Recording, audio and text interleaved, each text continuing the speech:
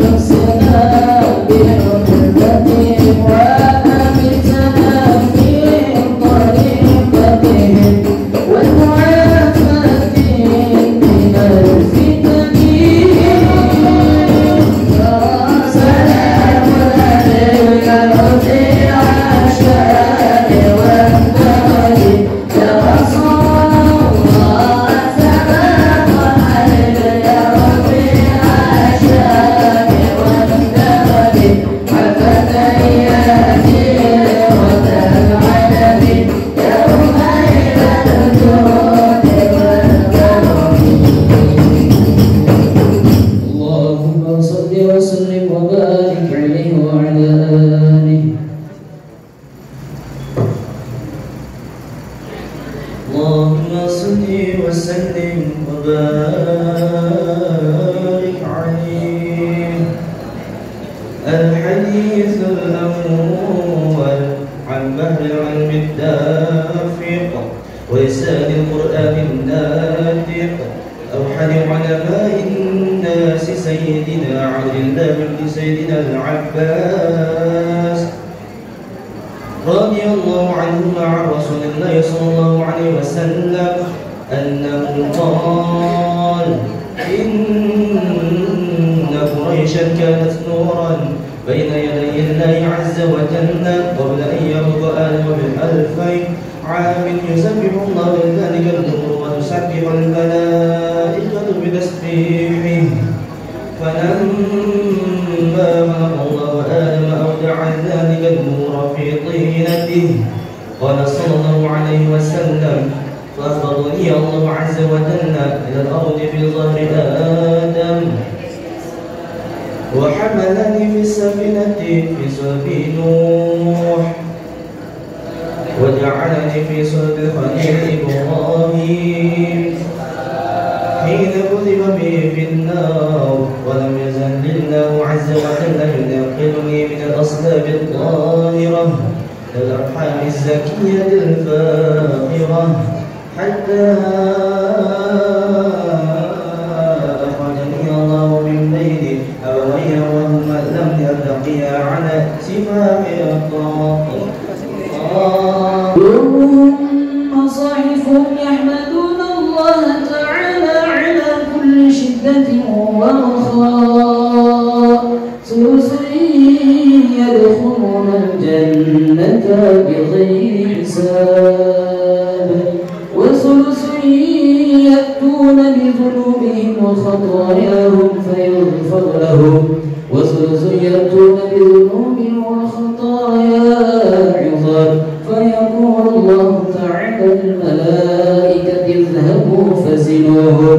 فيقولون: يا ربنا وجدناهم أسرفوا على أنفسهم ووجدنا أعمالهم من الذنوب كأمثال الجبال غير أنهم يشهدون أن لا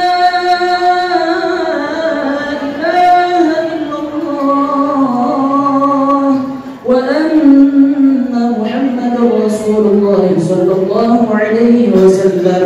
أشهد أن لا إله إلا الله وأشهد أن محمدا رسول الله صلى الله عليه وسلم. اللهم صل وسلم وبارك عليه وعلى آله. ولد الحبيب وخده وتعالى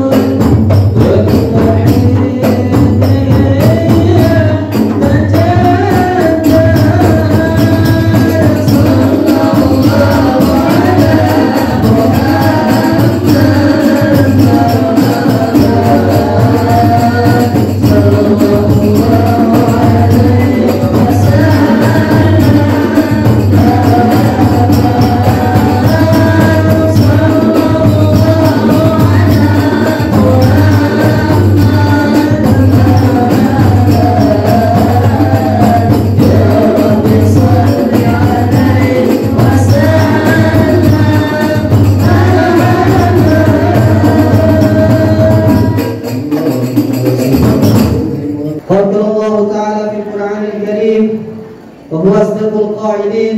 أعوذ بالله من الشيطان الرجيم. بسم الله الرحمن الرحيم. وتعاونوا على البر والتقوى ولا تعاونوا على الإثم والعدوان. قال النبي صلى الله عليه وسلم. Alhamdulillahirabbil alamin. Wa ala sholatu wa salamu ala asrofil anbiya wal mursalin wa ala alihi wa sahbihi ajmain, amma ba'du. Pertama-tama kita ucapkan terima kasih kepada Ketua DKM Al-Muhajirin Kemang Pratama, Bapak Haji Maskana. Terima kasih kepada Bapak Ibu saudara-saudari sekalian yang telah membantu terlaksananya kegiatan ini. Demikian yang dapat kami sampaikan pada kesempatan ini. Kurang lebihnya mohon maaf. Terima kasih. Wabillahi taufiq wal hidayah. Wassalamualaikum warahmatullahi wabarakatuh. Akan disampaikan oleh Ketua DKM Masjid Al-Muhajirin pada kesempatan kali ini akan disampaikan oleh Al-Ustaz Haji Maskana alaihi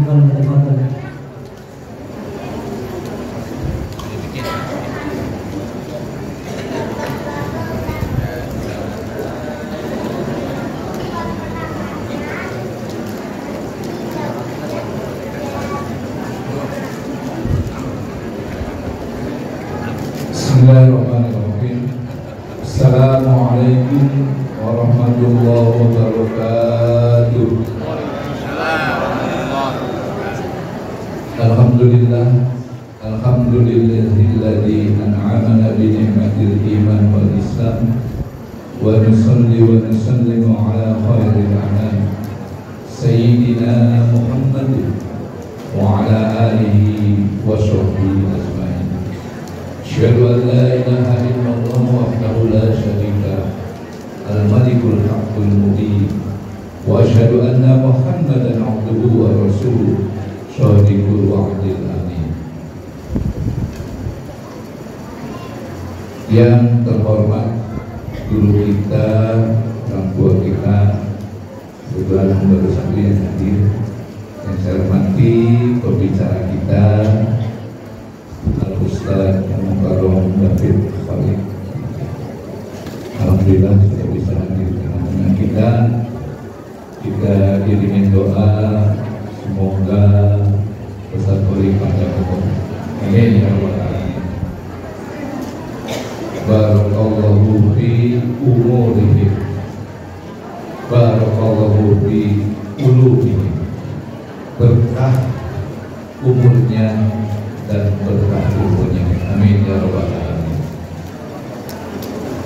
Yang terhormat para ustaz-ustazah, alhamdulillah pada pagi yang cerah ini telah memberi ruang waktu banyak yang hadir. Terima kasih semuanya atas kehadirannya. Mohon maaf kami tidak bisa memberikan yang terbaik, namun balasan yang terbaik hanya dari Allah Subhanahu wa Ta'ala. Yang terhormat Ketua RW 08 beserta jajarannya para Ketua RT 1 sampai 6 di lingkungan Perumahan Kemang Suatama dan sekitarnya. Dan selamat dulu yang berhormat kepada pengurus DKI Muhammadiyah wabil khusus Ketua Panitia Pelaksana kegiatan peringatan Maulid Nabi Muhammad SAW pada tahun ini 1446 Hijriah yang dikomandani oleh Bapak Haji Mulyadi. Alhamdulillah Gusmul yang sebagai Ketua Pelaksana gerakan Maulid.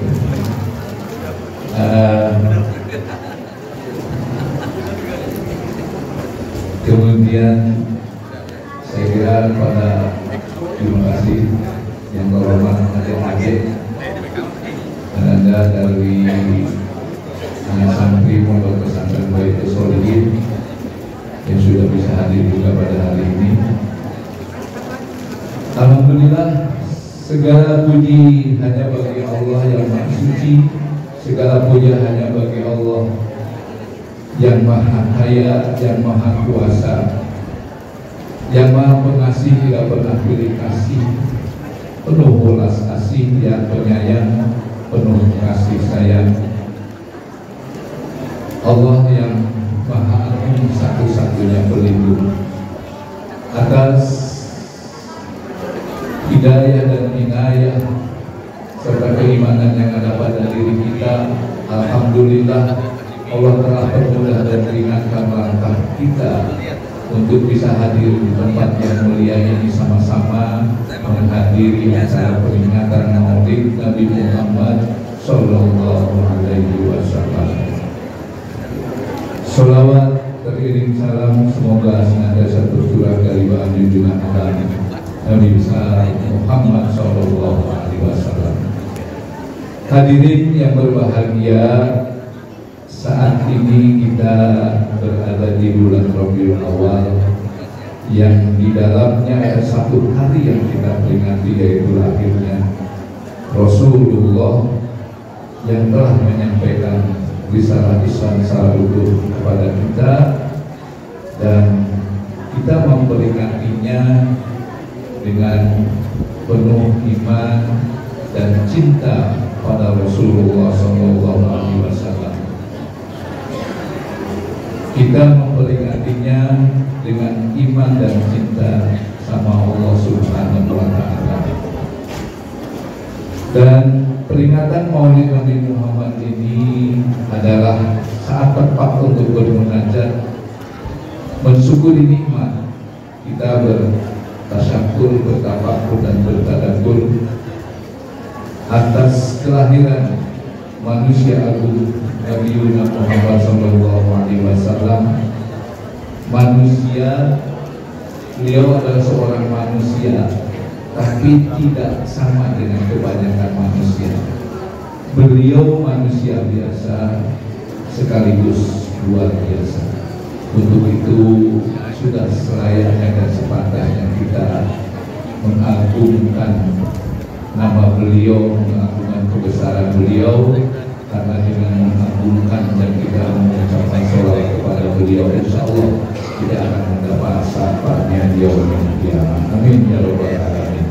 Mudah-mudahan kita sama-sama akan bisa memetik hikmah pelaksanaan peringatan Maulid ini dari Al-Mukarram Al-Ustaz David nanti, dan insya Allah mudah-mudahan Habib Hasim bin Faris akan menyusul kehadirannya. Sekali lagi saya ucapkan terima kasih, mohon maaf atas segala kekurangannya. Sepandai-pandai upaya melompat akhirnya jatuh di kawan. Sungguh mulia Nabi Muhammad, bersolawat adalah dapat sama. Amin ya Allah. Amin. Billahi taufiq wal hidayah. Wassalamualaikum warahmatullahi wabarakatuh.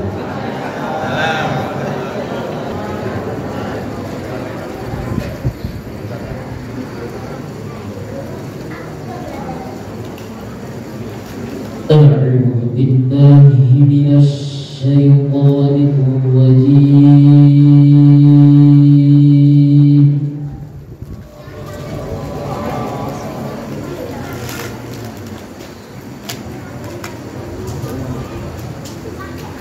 بسم الله الرحمن الرحيم.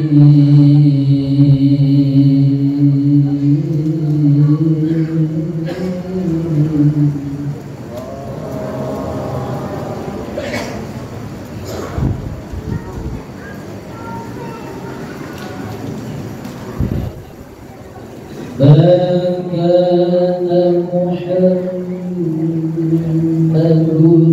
أبا أحد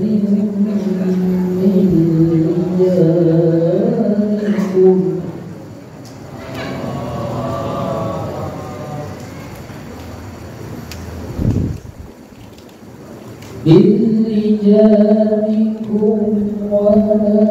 ولكن رسول الله.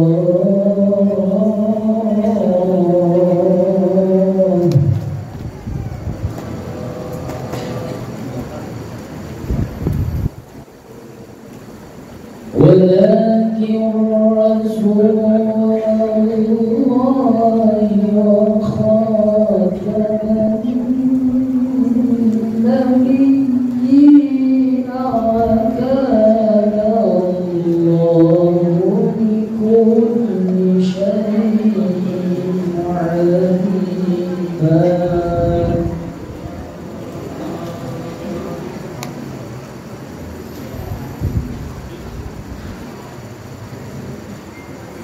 يا أيها الذين آمنوا اذكروا الله ذكرا كثيرا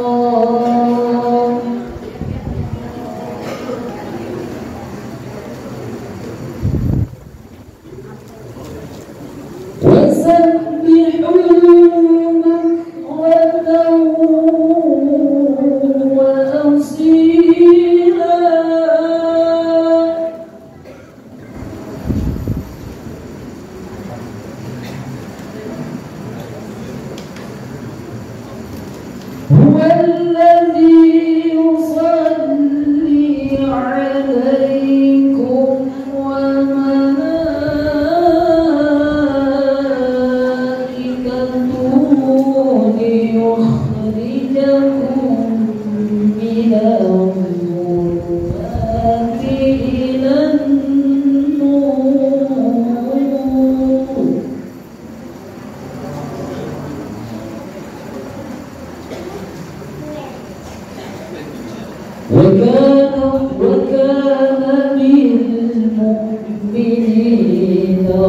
رحيما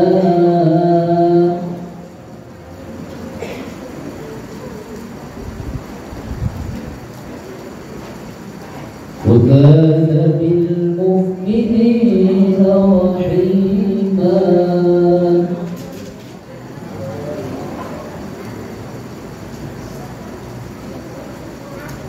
تحيتهم يوم يلقونه سلام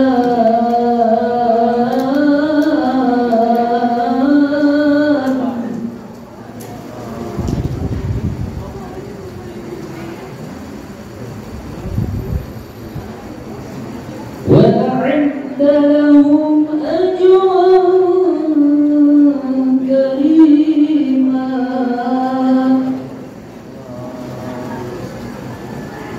وأعد لهم أجرا كريما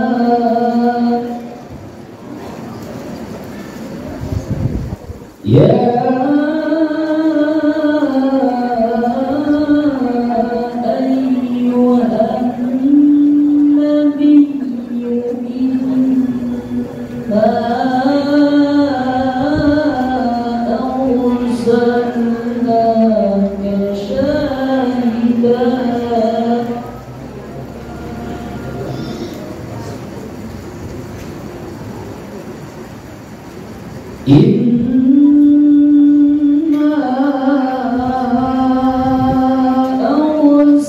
أرسلناك شاهدا ومبشرا ونذيرا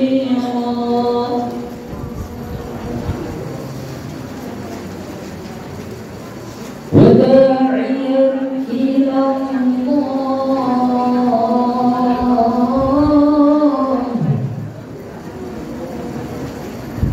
وداعيا إلى الله بإذنه وسراجا منيرا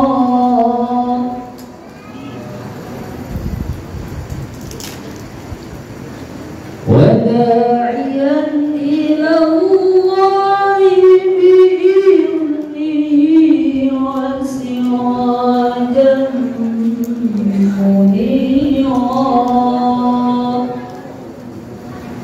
صدق الله العلي العظيم.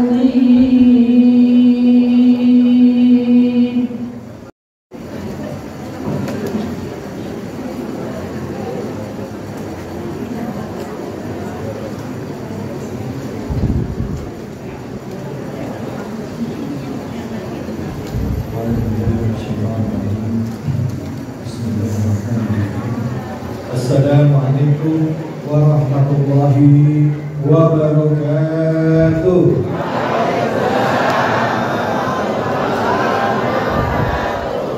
Jawab salamnya belum mesra. Ketahuan nih. Sekarang tanggal berapa, Bu? Awal bulan, akhir bulan.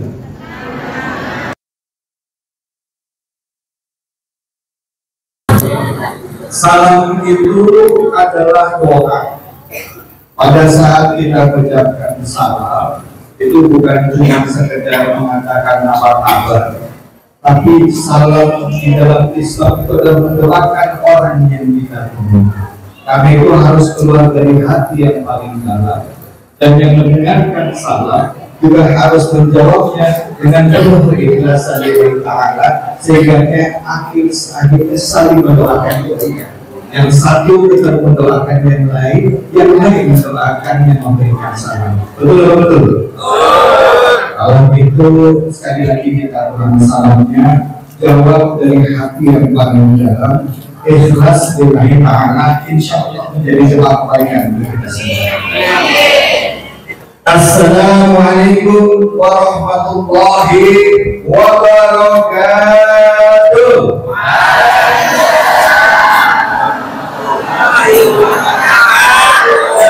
Alhamdulillah.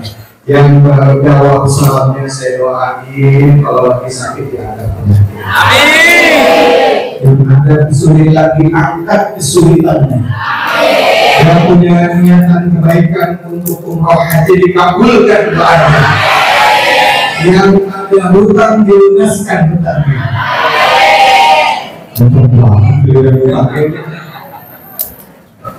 Baik, a'udzubillahi minasyaitonir rajim. Bismillahirrahmanirrahim. Alhamdulillahirabbil alamin. Innal hamdalillah nahmaduhu wa nasta'inuhu wa nastaghfiruh wa na'udzu billahi min shururi anfusina wa min sayyiati a'malina. May yahdihillahu fala mudilla lahu wa man yudlil asyhadu an la ilaha illallah wa asyhadu anna Muhammadar Rasulullah. Allahumma shalli ala sayyidina Muhammad wa ala alihi wa sahbihi wa man tabi'ahum bi ihsani ila yaumiddin. Amma ba'd. Ibu-ibu, bapak-bapak yang dirahmati oleh Allah, jamaah Masjid Al-Muhajirin Kemang Swatama Depok. Hari pertama-tama kita panjatkan puji dan syukur kita atas kehadirat Allah Subhanahu wa Ta'ala. Tidak lupa kita berikan salawat dan salam kepada junjungan kita, manusia yang mulia, Nabi besar Muhammad sallallahu alaihi wasallam beserta keluarga, sahabat dan umatnya yang setia kita. Pertama-tama izinkan saya mengucapkan salam hormat dan takdim saya untuk seluruh jamaah yang hadir.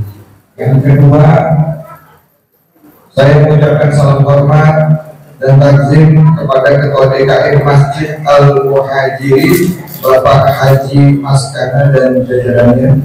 Terima kasih Al-Mukarram. Dan juga kepada seluruh imam masjid yang saya tidak bisa sebutkan satu persatu. Ketua RW 008 Pak Haji Herianto. Ini lucu, tadi saya ngobrol sama Pak Haji Maskana, dia bilang beliau ini ternyata anggota PKB. PKB itu pensiunan kebun binatang. Ada belum aktif di PKB. Terus tadi saya ngobrol sama Pak Ketua RW 08 Pak Haji Herianto. Beliau juga nggak mau kalah. Kalau tadi Pak Maskana itu PKB, beliau ini PKS Bu. Pensiunan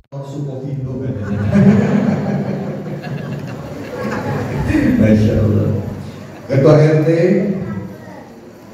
yang saya cintai, para santri, anak-anak santri pondok pesantren Baitus Shalihin, dan yang saya muliakan Ibu Hajah dan juga seluruh jamaah dari Majelis Taklim Al-Muhajirin yang hadir di kesempatan kali ini.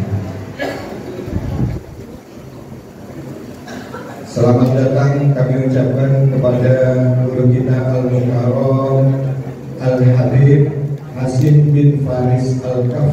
Masya Allah. Sallu ala Nabi Muhammad.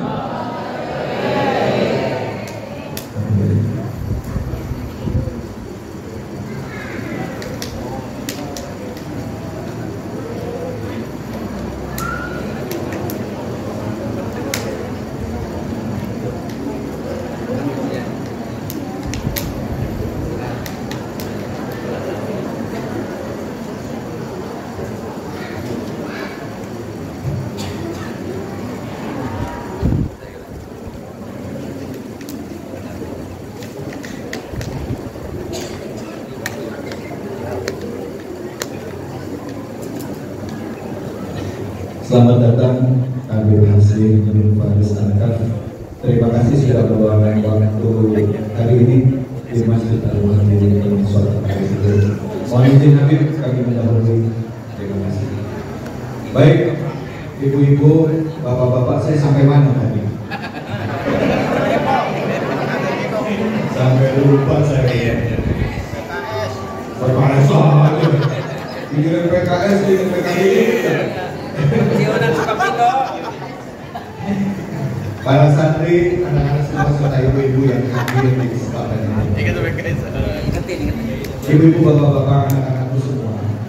Hari ini kita hadir di Masjid Al-Muhajirin ini dalam rangka menyambut salah satu bulan yang istimewa di dalam tahun Hijriah, yaitu bulan Maulid Nabi, di mana orang sering mengartikan bahwa Maulid Nabi ini adalah hari kelahiran Nabi Muhammad Sallallahu Alaihi Wasallam. Padahal makna sebenarnya bukan hanya sekedar memperingati kelahirannya. Kenapa? Karena di bulan Maulid juga Nabi Muhammad Sallallahu Alaihi Wasallam itu wafat. Jadi ibu-ibu, sangat dangkal jika kita hanya memaknainya sebagai hari kelahiran. Tapi mari sama-sama kita maknai Maulid Nabi Muhammad Sallallahu Alaihi Wasallam ini adalah sebagai hari perjuangan seorang Rasulullah, utusan Allah dalam rangka mensiarkan agama Islam. Manusia yang mulia sejak ada di alam ruh, di dalam kandungan ibunya, di dalam kisah-kisah. Masya Allah, alhamdulillah, terima kasih. Dalam kisah-kisah semua kita dengarkan bahwa Nabi Muhammad sudah dimuliakan. Peristiwa menjelang kelahiran Nabi Muhammad, saat Nabi Muhammad dilahirkan, dan juga bahkan peristiwa-peristiwa bagaimana seorang budak dibebaskan oleh paman Nabi atas karena kelahiran Nabi Muhammad sebagai wujud kegembiraan dan kebahagiaan. Padahal kelak nanti pamannya termasuk salah seorang penentang besar Nabi Muhammad Sallallahu Alaihi Wasallam.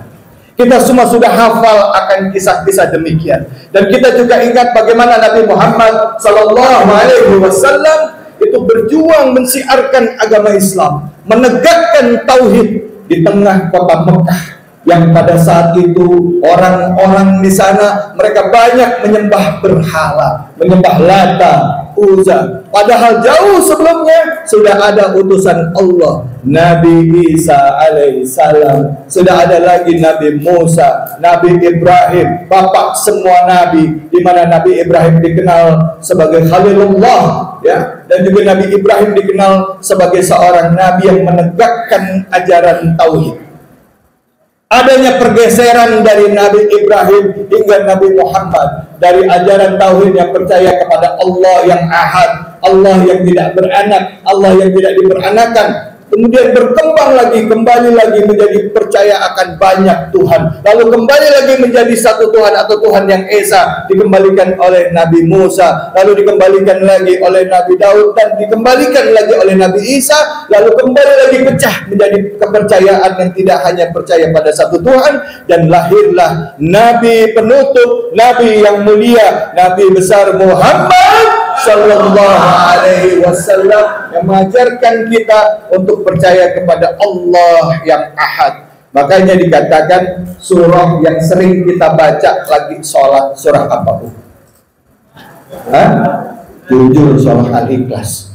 Surah Al-Ikhlas, a'udzubillahi minasyaitonirrajim, bismillahirrahmanirrahim. Qul huwallahu Allah lam yalid wa lam yakul. Katakan bahwa Allah itu ahad. Allah tidak beranak, tidak diperanakkan. Allah tidak ada istri. Allah itu tidak ada lawannya, tidak ada sepupu. Dan itu adalah konsep Islam, konsep Tuhan di dalam Islam. Jadi kalau ada orang bilang Tuhan dari beda-beda agama itu Tuhannya sama, ya, kita menyembah Tuhan Sang Maha Pencipta, tapi konsep Tuhannya pasti berbeda. Betul atau betul? Islam jelas konsep Tuhannya, makanya dikatakan di dalam surah tersebut, surahnya surah Al-Ikhlas. Ikhlas itu artinya khalis. Khalis itu artinya bersih, tidak ada sekutu, tidak ada lawan. Allah itu maha suci, bersih, ahad, tidak beranak dan tidak diperanakkan. Itulah konsep Tuhan di dalam Islam. Paham atau paham? Jadi zaman sekarang jangan jadi orang kembali seperti zaman jahiliyah. Alhamdulillah saya Islam, tapi saya pergi ke orang pintar. Ada yang begitu? Ada yang begitu? Ada? Mana orangnya? Kalau kita pergi ke orang pintar, berarti kita termasuk orang yang nggak pintar atau orang bodoh. Ya? Kalau kita percaya Allah, minta kepada Allah. Boleh nggak kita nanya sama guru? Boleh, tapi bukan minta sama guru, mintanya kepada Allah. Kembali lagi kita bicara mengenai Nabi Muhammad SAW.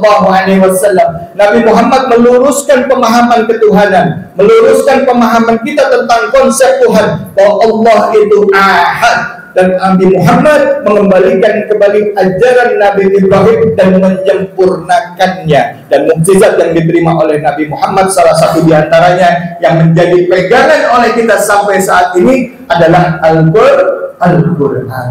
Al-Quran itu adalah hudan linnas, petunjuk bagi kita umat manusia. Pertanyaannya sekarang, Bapak Ibu, bagi kita semua yang mengaku cinta Nabi Muhammad, mengaku cinta kepada Rasul, mengaku beriman, berapa dekat kita dengan Islam dan Al-Quran? Berapa benar anak-anak kita sehari-hari dekat dengan Al-Quran? Apakah kita hanya sekedar membaca Al-Quran, atau kita termasuk orang-orang yang mengamalkan Al-Quran dalam kehidupan kita sehari-hari? Banyak orang yang hafal Quran, tapi getarannya hanya sampai di lidah, tapi tidak sampai di dalam hati. Kalaupun sampai di dalam hati, tapi tidak wujud dalam amalan kehidupan sehari-hari. Kadangkala kita sedih pada saat hafalan Quran kita hilang, tapi kita tidak sedih pada saat akhlak kita jauh dari Al-Quran. Padahal Nabi Muhammad SAW berkata di dalam salah satu hadis, innama bu'itsu li'utamima makarimal akhlak, bahwa aku diutus untuk menyempurnakan akhlak. Inilah yang hilang, ibu-ibu dan bapak-bapak sekalian, dalam kehidupan kita sehari-hari di era modern saat ini, di mana anak-anak kita lebih dekat dengan handphonenya, di mana ibu, bapak dan juga saya lebih dekat dengan handphone kita, tapi jauh dengan Al-Quran. Sehari-hari bangun tidur yang kita lihat apa? Apa bro? Handphone yang dibuka, WhatsApp, Facebook, update status. Orang zaman sekarang beda, pakai habis izin. Orang mau makan, ada makanan di depan. Zaman dulu baca doa. Doanya apa? Allahumma barik lana bima razaqtana wa qina adzabannar. Sekarang enggak, begitu makanan datang, bentar dulu kan, mau bapak dulu makanannya. Betul apa betul? Ada yang begitu ada di sini? Mana yang update status foto makanannya ditulis alhamdulillah, atau enggak no caption. Kita lupa bu bahwa makanan yang datang ke kita itu sebenarnya yang pertama adalah kita syukuri dulu, ya, bersyukur atas hari ini kita masih bisa makan, bersyukur hari ini kita masih bisa minum, bersyukur hari ini kita sehat. Ibu bapak lihat saudara-saudara kita di Palestina saat ini, susah mereka makan, bahkan untuk nyawanya, untuk kehidupannya mereka jaga anak-anaknya, mereka jaga ibunya, mereka jaga keluarganya. Kita hidup di dunia, di Indonesia dalam keadaan damai, alhamdulillah. Yang kita bisa lakukan apa? Kasih sumbangan, kasih donasi. Padahal itu saudara kita di Palestina. Orang bilang itu orang Islam bela Palestina karena umat Islam di sana. Salah, bukan cuma umat Islam yang ada di Palestina, tapi ada saudara-saudara kita juga dari orang Kristen, ya, orang-orang yang memang sudah puluhan tahun, ribuan tahun ada di Palestina yang diusir oleh Zionis Israel, dan kita di sini bersyukur masih bisa makan. Mereka tiap hari belum tentu mereka bisa makan, dan belum tentu juga mereka bisa menyelamatkan nyawanya. Makanya jangan lupa ibu dan bapak, Rasulullah juga mengingatkan kepada kita bahwa sesungguhnya umat Mesir itu satu batang tubuh, yang satu sakit, yang lain ikut tersakiti. Sudahkah kita memiliki akhlak demikian bapak dan ibu?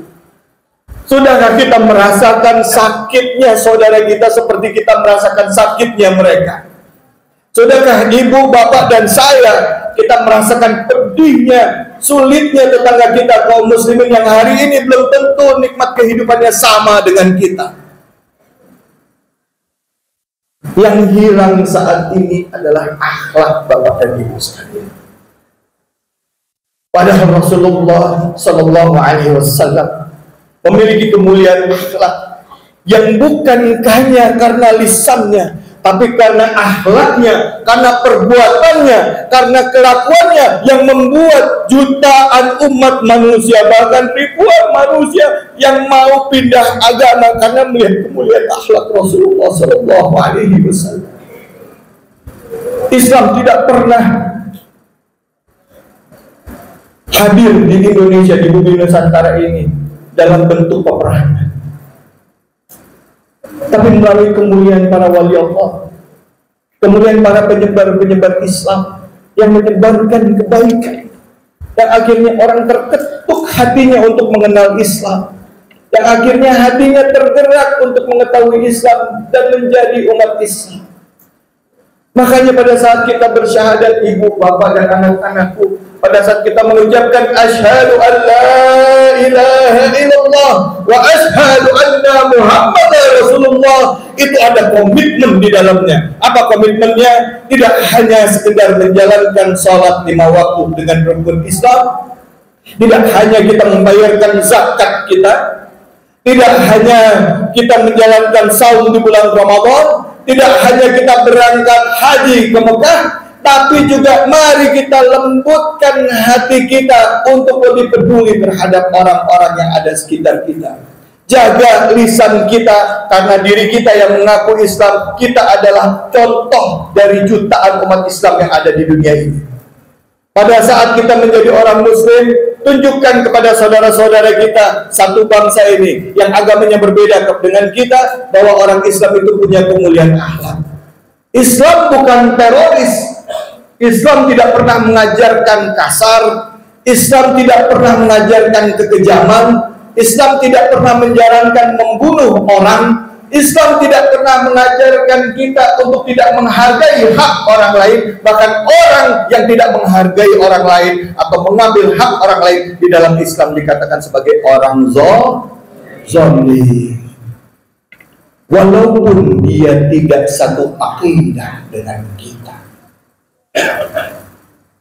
Ibu, bapak, saudara-saudaraku yang dimuliakan Allah, bulan Maulid ini bukan cuma sekedar bulan selebrasi kelahiran Nabi Muhammad, tapi mari sekali lagi saya ingatkan buat kita semua, termasuk diri saya sendiri, mari kita jadikan bulan Maulid ini sebagai momentum bagi kita untuk memperbaiki diri kita.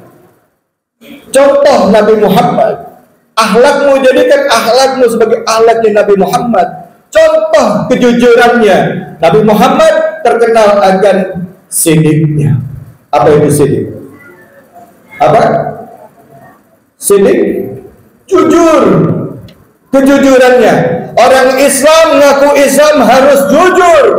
Dagang, kalau punya warung, timbangannya dibenahin, timbangannya dibenahin, kiloannya dibenahin. Jualan telur 1 kilo, jual 1 kilo, lebihin nggak apa-apa, lebihin. Itu adabnya orang Islam berdagang. Jangan sampai orang kurang, lebih berapa ons nggak apa-apa, tutup mata, bismillah. Kenapa? Karena Tuhan kita bukan matematika otak kiri kita, tapi Tuhan kita adalah Allah yang kita cari keberkahannya. Jangan sampai orang rugi. Itu orang Islam dagang. Jangan sampai kita mikir, udahlah kurangin aja timbangannya, nggak apa-apa, nanti kita rugi. Yang ngomong siapa tuh? Bukan cuman setan, diri kita. Karena dari kecil kita dilatih 1 tambah 1 sama dengan 2, 2 tambah 2 sama dengan 4. Sedangkan matematika di dalam Islam belum tentu 1 tambah 1 sama dengan 2. Saya nggak ngomong tentang pelajaran matematika, tapi saya ngomong tentang keberkahan di dalam Islam, di dalam hitung-hitungan matematika dan ilmu ekonomi. Ini yang membuat Islam berkembang, Bu. Kalau ngomong untung dan rugi, pasar riba itu adalah termasuk pasar yang untungnya besar. Betul. Makanya sekarang kita ini, ya, yang pakai mata uang rupiah, yang negara kita sudah jadi salah satu konsensus negara berdiri harus pakai rupiah dengan menggunakan uang kertas, maka mata uang kita akan terus terpuruk. Kenapa? Karena di dalam uang kertas itu ada nilai riba. Ya. Tapi gimana? Ya nggak bisa, ini darurat. Mau nggak mau terpaksa kita harus pakai. Makanya jangan berharap rupiah itu akan semakin kuat. Kenapa? Karena dasar nilainya adalah riba. Kembali lagi ke zaman Rasulullah SAW. Nabi Muhammad itu lama-lama membuat orang yang biasa pergi ke pasar riba, akhirnya pergi ke pasar yang non riba. Akhirnya apa? Banyak orang datang ke pasar yang non riba. Akhirnya kota Madinah menjadi kota yang besar. Jadi kalau kita ninggalkan yang maksiat, kita ninggalkan keburukan, jangan ngikutin otak, Bu. Jangan ikutin nafsu. Percaya sama Allah. Kalau apa yang ditulis dalam Al-Quran adalah sesuatu yang hak dan wajib kita ikuti. Walaupun sepertinya itu adalah hal yang merugikan kita. Orang Islam, kita Islam bukan? Saya tanya sama jamaah Masjid Al-Muhajirin, kita orang Islam bukan? Pegangannya apa? Pegangan hidupnya adalah Al-Quran. Al-Quran adalah hudalinas, petunjuk buat kita semua.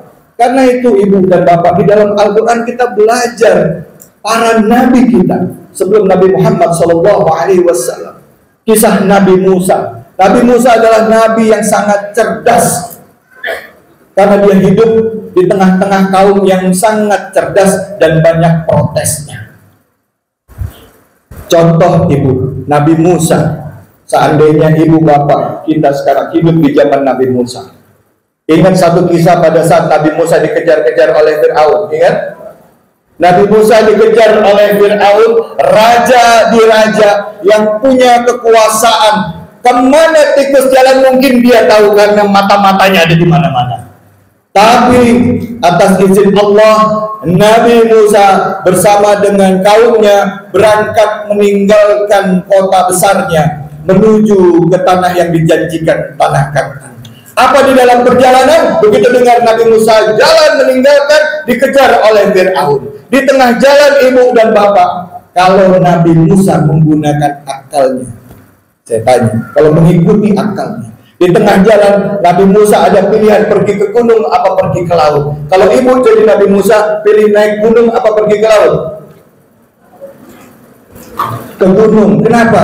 Karena kalau di laut pasti nanya, emang ada kapal yang nungguin? Betul-betul. Udah sampai laut, mentok mau kemana? Udah pesen tiketnya? Betul-betul. Tapi karena Nabi Musa alaihissalam, beliau yakin akan perintah Allah. Pada saat ditanya oleh kaumnya, kemana Musa? Kita jalan terus ke laut. Sampai mentok di bibir pantai, mereka kaumnya bertanya-tanya sama Musa, Musa, apa yang terjadi ini Musa? Fir'aun semakin dekat. Apa yang akan kita lakukan? Laut di depan. Mau kemana kita? Kau mau bunuh kita? Kamu ingin kita mati semua di sini? Tapi karena Musa yakin akan perintah Allah, Fir'aun yang semakin dekat dan dia yakin atas apa yang disampaikan Allah, maka berdoa memohon kepada Allah. Lalu apa jawabannya? Di tongkatnya itu diketukkan ke bibir pantai dan laut terbelah. Apa maknanya ibu dan bapak? Ini juga dialami oleh para nabi termasuk Nabi Muhammad SAW. Peristiwa-peristiwa yang diuji antara akal dan keimanan. Nabi Musa itu terbelah lautannya. Dari kisah beliau kita belajar bahwa pada saat kita taat kepada Allah, sami'na wa ata'na, insya Allah jawabannya tidak perlu logika. Jawabannya tidak perlu logika. Yang kita perlu adalah keyakinan kepada Allah. Yakin kepada Allah, jujur, jangan pernah tinggalkan Allah dalam kehidupan kita sehari-hari. Baru satu, jujur. Sidik, tabligh. Apa itu tabligh? Menyampaikan syiar, menyampaikan risalah-risalah yang ada yang diterima oleh Nabi Muhammad kepada kaumnya. Artinya apa? Katakan yang benar adalah benar, tapi dengan cara yang baik. Zaman sekarang ibu bapak, izin, banyak orang yang baru belajar ngaji, belajarnya dari YouTube, itu pun kuotanya cuma separuh, tapi berani ngajarin orang dan abis itu berdebat, udah berdebat salah lagi. Ada yang kayak gitu ada? Mana orangnya? Banyak orang yang belajar ngaji, baru belajar nggak apa-apa, semangat ngajinya benar, tapi jangan gampang nyalahin orang lain. Bisa jadi orang yang kita sampaikan juga lagi belajar. Terus juga kalau belajar jangan cuma sama satu guru, banyak guru. Cari referensi kitab yang banyak supaya kita tidak jadi orang Islam yang sempit. Belajar lihat dari Buya Hamka. Buya Hamka itu kalau sholat itu nggak pakai kunut tuh, ya. Tapi beliau di akhir-akhir hayatnya begitu sholat subuh, imamnya adalah kiai dari NU, beliau ikut berjamaah. Bahkan pada saat beliau jadi imam, lihat makmumnya adalah orang dari Nadiin, beliau membacakan doa kunut pada saat sholat subuh. Itu baru satu hal kecil. Nah sekarang kita tabligh, kita menyampaikan kebenaran, pengennya diaku orang benar, pengennya diaku orang hebat, pengennya diaku orang pintar. Tidak, tabligh menyampaikan itu harus lillahi ta'ala, karena Allah, bukan karena aku, bukan karena saya David, bukan karena saya Fulan bin Fulan, tapi saya menyampaikan karena Allah. Jadi menyampaikan kebaikan Bapak dan Ibu, anak-anakku semuanya, ingat, menyampaikan kebaikan juga harus dengan cara yang baik. Jangan menghina orang, jangan sampai harga dirinya hilang di depan kelompoknya. Menyampaikan kebenaran, ada orang berbuat zalim, ajak tarik berdua, ngobrol baik-baik. Dan jangan ada kata-kata saya yang paling benar, atau dia yang paling benar, atau dia salah, kita yang paling benar. Tidak. Sampaikan dengan baik-baik. Ajak terus ikut pengajian. Lama tahun pasti akan ada perubahan. Insya Allah, kalau kita bisa begitu, tidak akan ada perpecahan di dalam umat Islam seperti saat ini. Hanya gara-gara beda organisasi, beda ormas, kita bisa terpecah. Yang lebih parah sekarang adalah hanya gara-gara beda pemilihan kepala daerah bisa musuhan. Besok ini kita udah mau masuk nih pilkada. Ya. Hati-hati, hati-hati. Ya. Boleh kita beda pilihan, apalagi kalau orangnya dua-dua calonnya sama-sama Muslim. Jangan saling mengkafirkan. Ya. Kalaupun memang orang tersebut bukan orang yang soleh, itu urusan dia dengan Allah. Ya. Tapi tidak boleh dari lisan kita mengatakan orang tersebut kafir dan lain sebagainya. Karena bisa jadi pada saat kita mengatakan orang tersebut kafir, bisa jadi kita malah lebih buruk dari orang tersebut. Paham apa paham?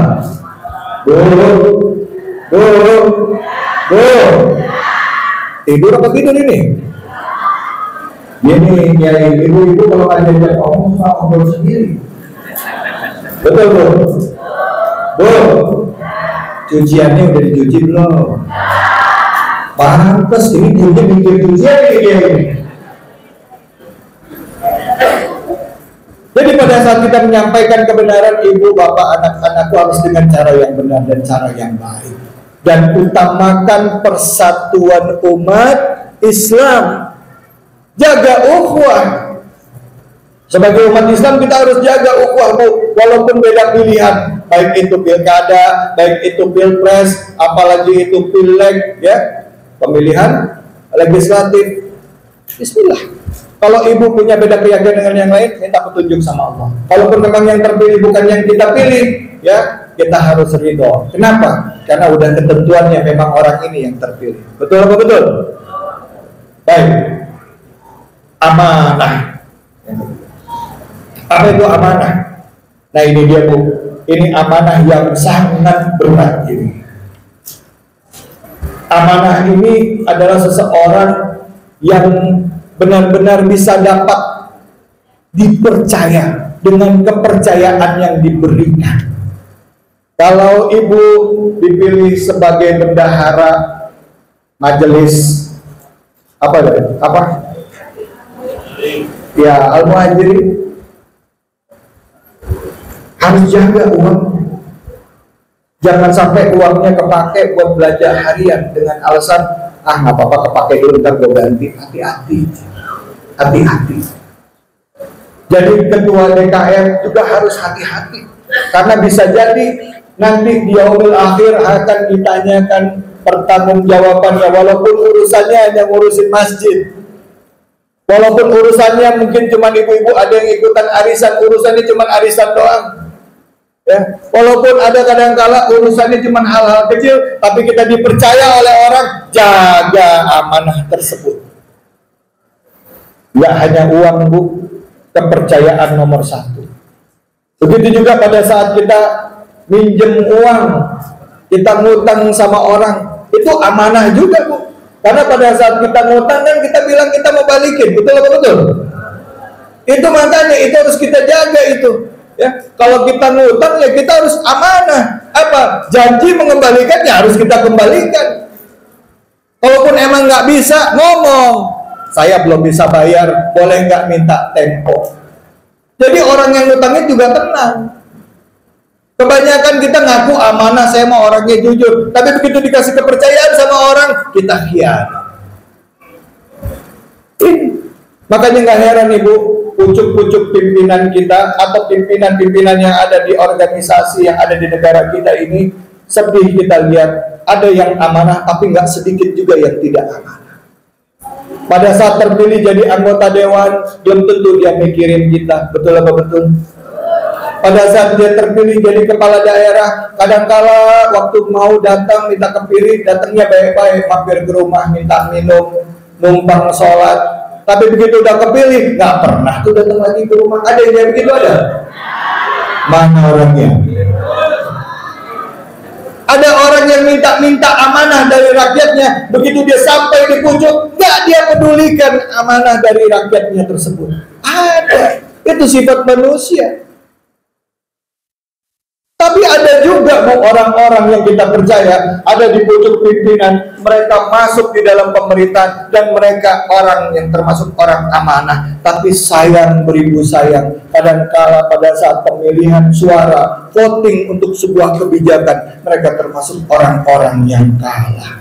Kenapa? Karena suara pada saat pemilihan kebijakan atau penentuan kebijakan ambilnya pakai voting, pakai suara terbanyak. Jadi kadangkala, jadi Ibu jangan pukul rata semua anggota dewan itu nggak benar. Enggak, bisa jadi mereka termasuk orang yang benar, tapi kalah suara dalam mengambil kebijakan. Makanya pada saat kita pilih pemimpin, mau dalam hal apapun, pilihlah pertama minta petunjuk sama Allah, jangan karena rupiah.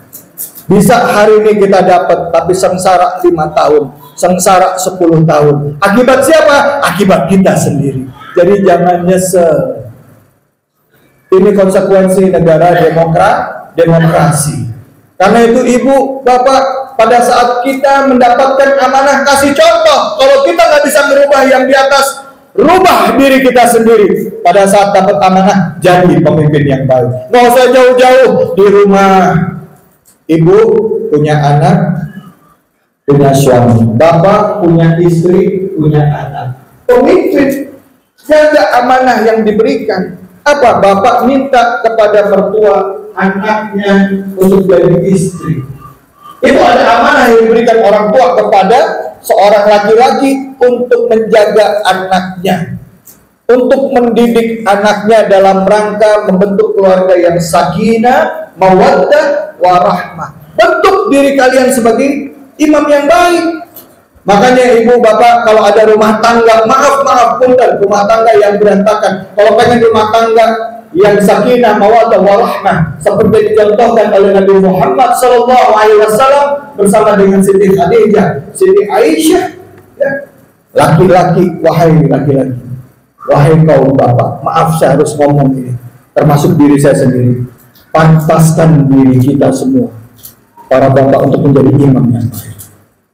Kalau bapak sudah menjadi orang yang memperbaiki dirinya, senantiasa membenahi dirinya untuk menjadi imam yang baik bagi keluarganya, salatnya tidak pernah terlambat, bacaan Qur'annya tidak pernah ketinggalan, mengamalkan Al-Quran dalam kehidupan sehari-hari tidak pernah lewat, zakat sedekah selalu contohkan kepada anak-anaknya, menjadi contoh yang baik untuk peduli terhadap sesama, terhadap keluarganya, maka insya Allah rumah tangganya akan sakinah, mawaddah, warahmah. Bu, istri kalau suaminya soleh ngikut nggak Bu?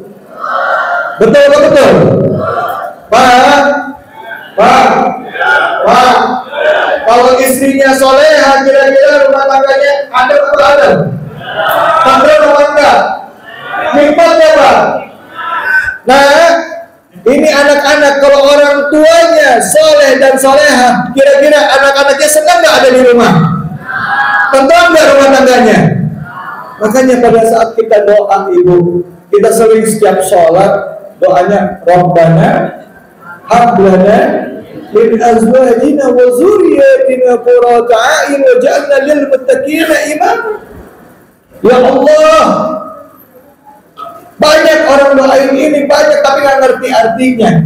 Ya Allah, berikanlah aku, istriku, anak-anakku sebagai qurrata a'yun, penyejuk mata.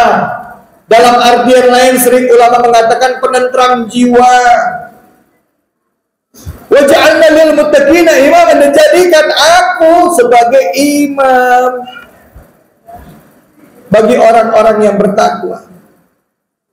Dikatakan bahwa jangan mengartikannya begitu, tapi harus terbalik saja. Kalau kamu, wahai para laki-laki, para suami, ingin rumah tangganya sakinah, mawaddah, warahmah, ingin anak-anak dan istrinya sebagai qurrata a'yun, pantaskan diri kalian sebagai imam dalam rumah tangga. Kita Bapak belajar Islam itu bukan hanya menjadi orang yang tegas, tapi juga orang yang lembut. Makanya jangan salah, Nabi Muhammad itu tegas tapi enggak keras. Nabi Muhammad itu bukan pemarah tapi ramah. Nabi Muhammad itu tidak pernah sedikit marah. Nabi Muhammad itu sedikit marahnya. Makanya ibu-ibu, bapak-bapak, kita pada saat belajar agama kadangkala kita suka kebablasan. Padahal contoh kehidupan kita sehari-hari adalah Nabi Muhammad Sallallahu Alaihi Wasallam. Laqad kana lakum fi Rasulillahi uswatun hasanah. Itu di surah apa? Al-Ahzab ayat 21. Ayat 21. Ibu bapak yang dirahmati Allah, yang terakhir adalah fatwa. Fatwa ini adalah memberikan yang terbaik. Jadi orang yang istimewa pada saat bagi amanah, berikan yang terbaik. Do the best. Sungguh-sungguh, insya Allah kalau 4 itu kita pegang dari perilaku Nabi Muhammad SAW, krisis akhlak yang terjadi saat ini di negara kita. Orang tua memiliki peranan untuk membentuk anak-anaknya, didik anak-anak kita supaya menjadi pribadi-pribadi Muslim yang baik. Mereka tidak hanya butuh bacaan Quran, mereka tidak hanya butuh dimasukkan pesantren, tapi kasih sayang orang tua dalam mendidik anak-anak yang mereka butuhkan. Tunjukkan empati kita kepada anak-anak kita. Berikan rasa kasih sayang kita kepada anak-anak kita sesuai dengan tuntunan Nabi Muhammad SAW. Bentuk rumah tangga yang baik sesuai dengan tuntunan yang ada di dalam Al-Quran. Jadi imam yang baik, rumah tangga yang baik. Insya Allah anak-anak Indonesia yang katanya mayoritas Muslim, insya Allah contohnya Indonesia ke depan akan menjadi negara yang bangsanya makmur, sejahtera, baldatun thayyibatun warabbil. Semoga apa yang saya sampaikan ini bermanfaat buat kita semua. Mohon maaf jika ada kesalahan dan kekhilafan dalam penyampaian. Yang baik datangnya dari Allah dan segala kekurangan datangnya dari saya. Dan sekali lagi saya mengingatkan di penutup mau'izah hasanah saya kali ini adalah ayo ibu dan bapak, anak-anakku, kita pelajari Al-Quran dengan baik. Tidak hanya baca Al-Quran, amalkan Al-Quran dalam kehidupan sehari-hari. Jadikan Nabi Muhammad sebagai contoh kehidupan. Jangan kita mencari pembenaran dari yang kita lakukan. Kalau kita memang cinta Allah dan Rasulnya sebagai wujud keimanan kita, maka tunjukkan dengan sungguh-sungguh. Jangan ikuti akal pikiran, tapi yakinlah pada saat kita taat, sami'na wa ata'na, Allah akan berikan kita jalan keluar dari permasalahan kita. Wa may yattaqilla yaj'al lahu makhraja wa yarzuqhu min haitsu. Faman tawakkala 'ala Allah fa huwa hasbuh. Yakin, insyaallah kita diberikan kebaikan, dan semoga kita berdoa kepada Allah jika Allah akhiri hidup kita di dunia ini, kita berakhir dalam keadaan husnul khatimah. Amin ya rabbal alamin. Semoga Allah beri keberkahan bagi kita semua. Sekali lagi saya mohon maaf jika ada kesalahan dan kekhilafan. Billahi fisabilil haq fastabiqul khairat. Wallahu muwaffiq ila aqwamit thariq wa billahi taufiq wal hidayah. Assalamualaikum warahmatullahi wabarakatuh.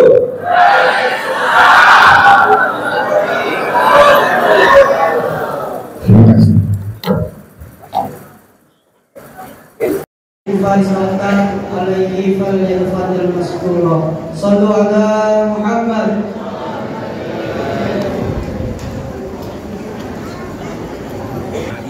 Assalamualaikum warahmatullahi wabarakatuh.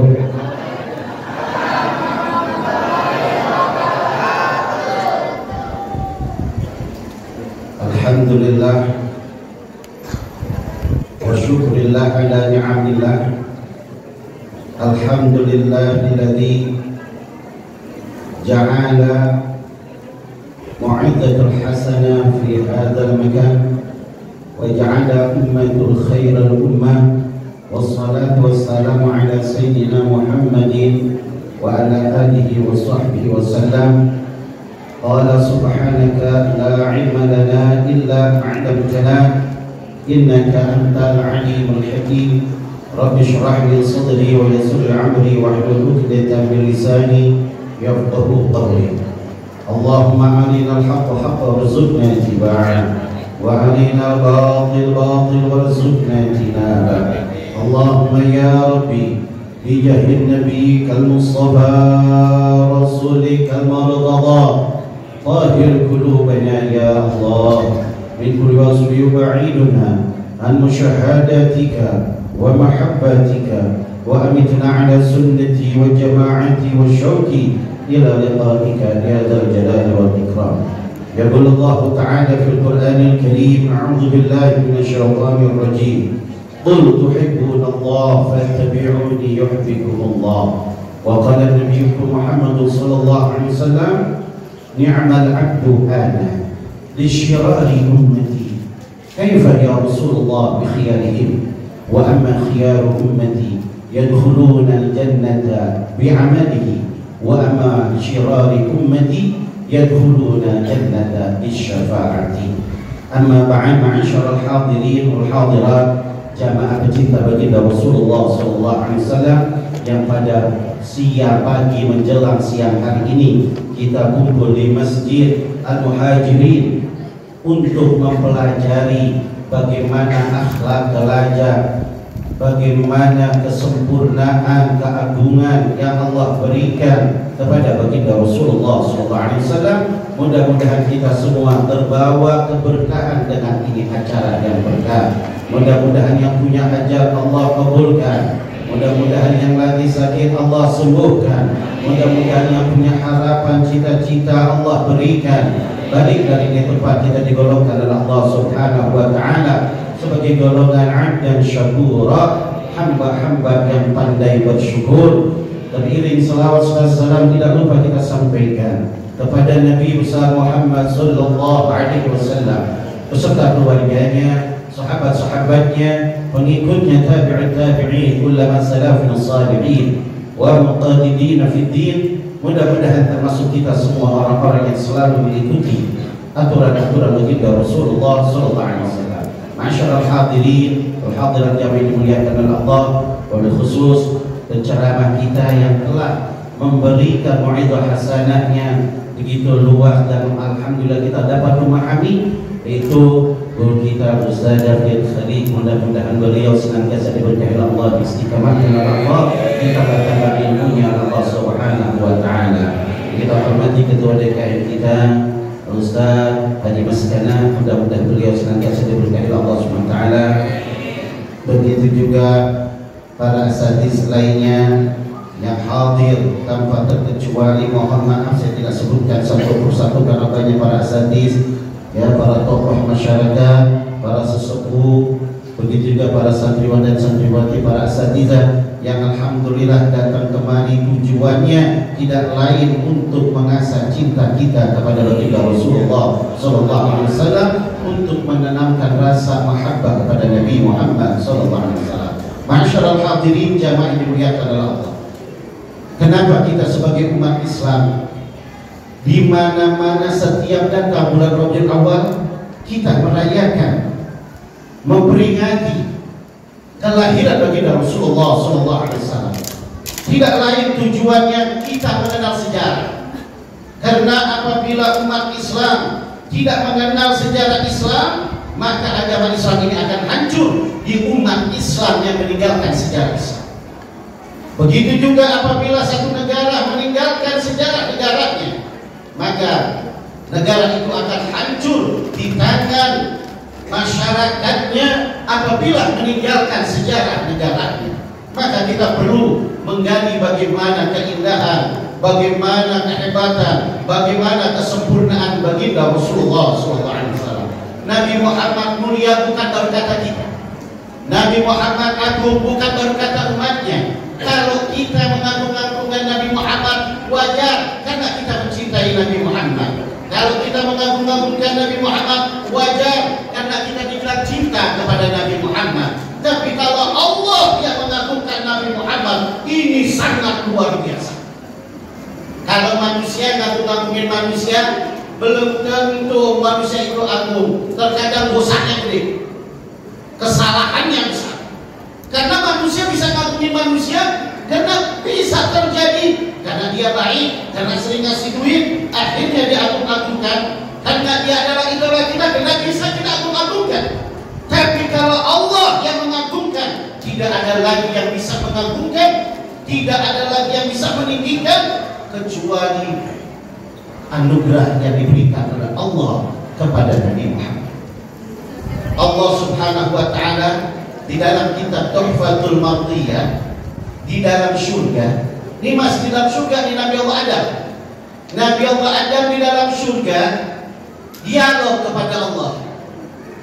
Pada saat Allah Subhanahu wa Ta'ala menyuruh seluruh makhluk yang ada di langit, seluruh malaikat, dan juga termasuk Azazil, pemimpin malaikat yang terkenal sekarang iblis, itu disuruh sujud oleh Allah Subhanahu wa Ta'ala.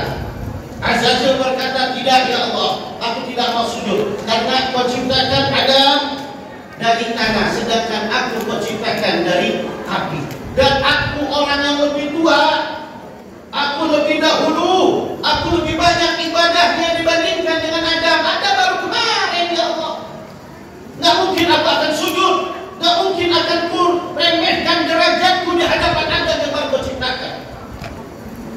Maka Allah berkata, ya Azazil ablas min rahmatillah. Hei Azazil, ablas artinya ablas itu keluar kamu dari rahmatku. Maka disebut iblis dari kata ablas. Maka pada saat itu Nabi Allah Adam merasa di atas angin derajatnya tinggi sehingga malaikat semua sujud, tapi Nabi Allah Adam tidak merasa bahwa Allah memerintahkan sujud bukan kepada Nabi Allah Adam, tetapi kepada Nur Ahmadi, cahaya Allah yang Allah berikan kepada Nabi Muhammad. Maka Nabi Allah Adam bertanya kepada Allah, ya Rabbi, hal khalaqta khalqan akramin minni? Ya Allah, apakah engkau menciptakan satu makhluk yang lebih mulia daripada aku? Bertanya, saking merasa dirinya mulia, saking merasa dirinya hebat, saking merasa dirinya tinggi, sehingga semua makhluk tunduk di hadapan Nabi Allah Adam. Maka Nabi Allah Adam berkata, apakah ada satu makhluk yang lebih mulia daripada aku? Kata Nabi Allah Adam. Allah menjawab, na'am ya Adam, ya Adam, ada makhluk yang lebih mulia daripada engkau. Man huwa ya Rabbi, siapa dia ya Allah? Makhluk yang lebih mulia daripada aku. Huwa nabiyyun min dzurriyyatin ab'atu akhir zaman. dia adalah nabi dari keturunanmu yang aku utus di akhir zaman. Siapa ya Allah? Dia adalah Nabi Muhammad. Di mana kemuliaan Nabi Muhammad dibandingkan dengan kemuliaanku? Mengadu argumentasi untuk menyatakan dirinya yang paling mulia dibandingkan dengan Nabi Allah Adam. Allah melawan. Kata Allah, engkau menganggap dirimu mulia bagaimana ya Adam? Ya Allah, engkau ciptakan aku tanpa ibu bapa. Engkau ciptakan Nabi Muhammad melalui ibu bapa. Engkau ciptakan aku langsung berwujud manusia. Engkau ciptakan Nabi Allah, Nabi Muhammad, Nabi akhir zaman melalui proses kemanusiaan, melalui kehamilan seorang ibu. Engkau hidupkan aku di dalam surga. Kau hidupkan Nabi Muhammad di rahim seorang ibu. Kau lahirkan aku bisa berjalan langsung di dalam surga. Kau lahirkan Nabi Muhammad di dunia. Aku makan, minumku, tidurku, bermainku di dalam surga. Makan, tidur, mainnya Nabi Muhammad di dunia. Mana ya Allah yang lebih mulia? Aku atau Nabi akhir zaman? Masya Allah, saudara, kalau kita ini diajak argumentasi begini kita bingung jawabnya. Kalau pikir-pikir mana yang lebih mulia? Kalau kita pikir, kita jawab, akan bingung kita kalau pakai logika atau kurang ilmunya. Ya. Maka kalau dalam kita mati di nahdu ada kalam khata, kalau kata ahli mantiq berkata kalam itu salah, awas. Makanya dibenarin oleh Allah. Allah membenarkan perkataan Nabi Allah Adam. Allah jawab argumentasi Nabi Allah Adam dengan dua kalimat. Apa jawab Allah? Ya Adam, laulaka Muhammadin ma khalaqtuka. Hei Adam, tahukah engkau kemuliaanmu, keagunganmu, kesempurnaanmu yang kau anggap dirimu lebih mulia dari Nabi Muhammad? Ketahuilah, tanpa Nabi Muhammad aku tidak ciptakan engkau. Sudah. Kalau bukan dari Nabi Muhammad, aku tidak ciptain Adam. Aku ciptakan dunia dan seisinya karena Nabi Muhammad. Aku ciptakan kalian semua karena Nabi Muhammad. Nabi Allah masih bertanya lagi, lalu kau ciptakan Nabi Muhammad untuk siapa ya Allah? Allah berkata, aku ciptakan Nabi Muhammad untukku. Lalu kau untuk siapa? Aku untuk Nabi Muhammad. Masya Allah, agungnya Nabi Muhammad. Makanya pantas kalau orang punya hubungan dengan Nabi Muhammad pasti mulia, baik berhubungan nasab maupun berhubungan kecintaan maupun hubungannya berselawat kepada Nabi, mereka akan mulia. Berhubungannya kita sebagai umat, kita akan mulia kalau kita memiliki hubungan dengan Nabi Muhammad. Bayangin saudara, Allah sampai begitu, aku ciptakan Nabi Muhammad untukku. Masya Allah, tidak pernah Nabi yang lain dijadikan oleh Allah diciptakan untuk Allah kecuali Nabi Muhammad. Maka Nabi Allah Adam tertunduk, malu Nabi Allah Adam. Lalu Nabi Allah Adam sadar berkata, ya Allah, jadikan Allah maj'ali umat hadzal Nabi. Ya Allah, jadikan aku umat ini Nabi ya Allah. Langsung pengen jadi umat Nabi Muhammad. Padahal beliau Nabi, bapak manusia pertama pengen jadi umatnya Nabi Muhammad. Siapa sih Nabi Muhammad?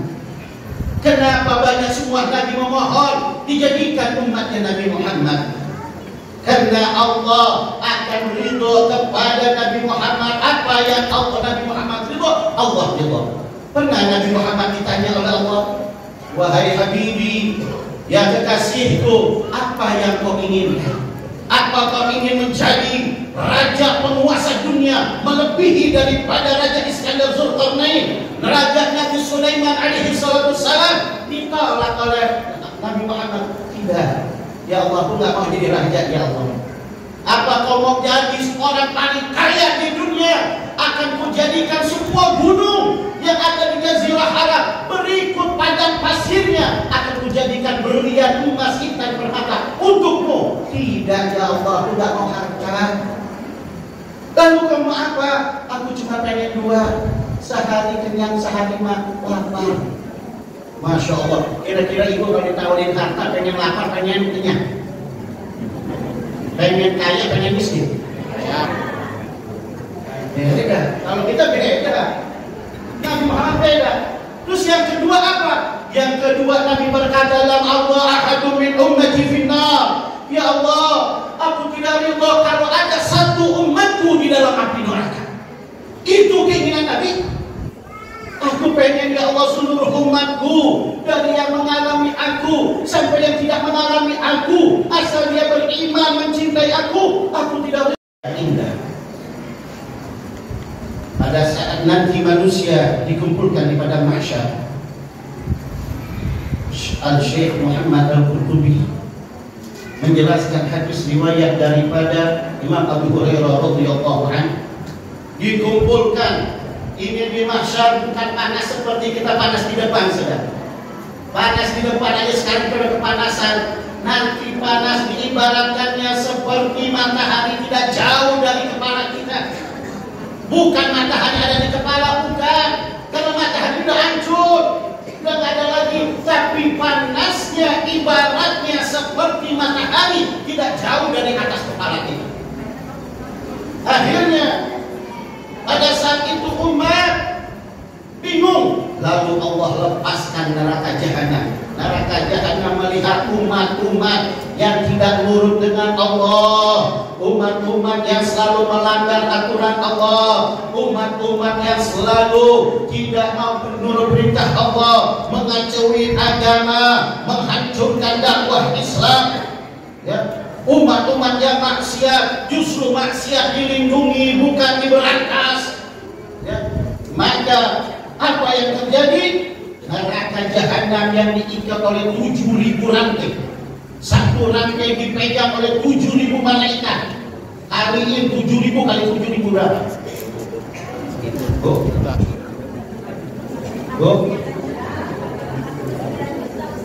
149 juta. Bayangin, ini satu malaikat tenaganya kalau negara dunia ditebalikin kembali. Ini jumlah segitu, nahan amukan neraka jahanam, hancur, putus, kalah. Itu neraka jahanam bergerak, langsung terbuka mulutnya pengen telan umat-umat yang ada di sana. Yang ada di padang mahsyar, mereka semua ketakutan, kucar-kacir, kabur, lari. Tapi ingat, di sana tidak ada tempat sembunyi. Padang mahsyar itu rata, tidak ada tempat yang sembunyi, tidak ada gunung, tidak ada batu, tidak ada pohon, tidak ada lubang, rata semua. Maka umat-umat semuanya kucar-kacir, kabur. Pada saat itu lari mereka semua minta pertolongan Nabi Allah Adam. Ya Nabi Allah Adam, tolongi aku ya Nabi Allah Adam, antal Abu Bashar. Engkau bapa manusia yang pertama, engkau kami adalah anak keturunanmu, cucu engkau. Kami mohon selamatkan kami. Ya.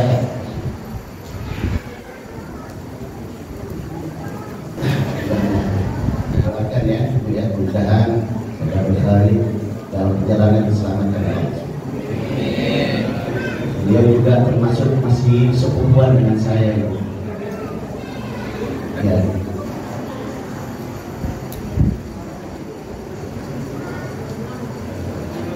Ya, ya.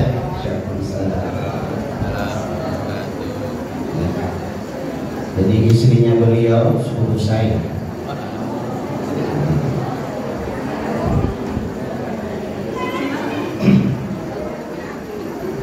Sampai di mana? Sampai di padang mahsyar dikejar-kejar, langsung minta tolong sama Nabi Allah Adam. Nabi Allah Adam mengangkat tangan, tidak. Kata Nabi Allah, aku nggak sanggup, aku nggak bisa. Kenapa ya Nabi Allah Adam? Dulu pernah di dalam surga, aku pernah lupa sehingga larangan Allah untuk tidak makan buah khuldi aku kerjakan. Aku malu meminta kepada Allah yang sangat besar ini. Lari ke Nabi Allah Nuh, lari ke Nabi Allah Ibrahim. Semua Nabi dimintai pertolongan. Semuanya tidak ada yang sanggup untuk menolong. Semuanya duduk di singgah sana yang telah Allah tetapkan. Semua duduk yang jumlah 124.000 nabi dan rasul semuanya duduk di singgasana. Pada saat itu ada satu bangku yang kosong yang tidak diduduki oleh nabi. Siapa? Nabi kita. Nabi kita tidak duduk di singgasana. Di mana Nabi Muhammad? Nabi Muhammad langsung tanpa diminta oleh umatnya, langsung Nabi Muhammad turun di padang mahsyar, lalu menaruh kepalanya yang mulia bersujud kepada Allah, langsung berdoa, ya Rabbi sallim ummati, ya Rabbi sallim ummati, ya Rabbi sallim ummati. Ya Allah selamatkan umatku, ya Allah selamatkan umatku, ya Allah selamatkan umatku. Berulang-ulang kali Nabi Muhammad memohon kepada Allah agar kita diselamatkan dari amukan neraka jahanam tanpa diminta. Nabi Muhammad melihat umatnya lagi keadaan sulit, melihat umatnya dalam keadaan ingin dapat minta pertolongan. Tanpa diminta Nabi Muhammad langsung sujud memohon kepada Allah. Sehingga Allah berkata, irfa' ra'saka ya Muhammad, angkat kepalamu wahai Nabi Muhammad, apa yang kau inginkan? Ya Allah, umatku dalam keadaan susah, umatku ingin dapat pertolongan aku. Mereka lihat ya Allah, mereka lagi dikejar-kejar neraka jahanam. Berikan ya Allah izin sebagaimana Engkau telah memberikan janji kepadaku pada saat tanggal 27 Rajab, pada saat aku menolak ingin berangkat ke atas langit Isra wal Mi'raj. Engkau berkata, akan kuberikan kalau engkau berangkat sekarang Isra wal Mi'raj, akan kuberikan umatmu keselamatannya di akhirat. Bagaimana engkau? Ini Isra wal Mi'raj, Ibu serah terima keselamatan. Pada saat Nabi berkata, ya Allah hadzali famali ummati, ini Isra wal Mi'raj hanya untukku, mana buat umatku. Lalu Allah berkata, sampaikan wahai Jibril, kalau Nabi Muhammad Isra wal Mi'raj, keselamatan umatnya nanti di yaumil kiamat akan kupasrahkan kepada dia.